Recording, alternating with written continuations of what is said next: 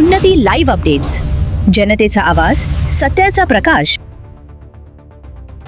सिरसाळा पोलिसांची धडक कारवाई. देशी दारूची विक्री करणाऱ्या 36 वर्षीय तरुणावर गुन्हा दाखल.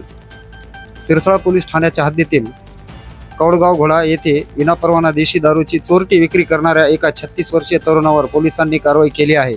या प्रकरणी आरोपीकडून 5,200 रुपये किमतीची देशी दारू जप्त करण्यात आली असून सिरसाळा पोलीस ठाण्यात गुन्हा दाखल करण्यात आला आहे. मिळालेल्या माहितीनुसार आज दिनांक 10 जून 2026 रोजी सकाळी 9:30च्या सुमारास कौडगाव घोडा येथील किराणा दुकानाच्या बाजूला असलेल्या मोकळ्या जागेत संदीपान नारायण सोलंकर वय 36 वर्ष हा इसम बेकायदेशीररित्या देशी दारूची विक्री करत असल्याची माहिती पोलिसांना मिळाली होती. यावर तात्काळ कारवाई करत पोलीस पथकाने छापा टाकला. छाप्यादरम्यान आरोपीच्या ताब्यातून एका पांढऱ्या रंगाच्या पिशवीमध्ये सखू संत्रा टँगो देशी दारूच्या 180 मिलीच्या 52 बाटल्या आढळून आल्या. या दारूची किंमत 5,200 रुपये असून पोलिसांनी हा सर्व मुद्देमाल जप्त केला आहे.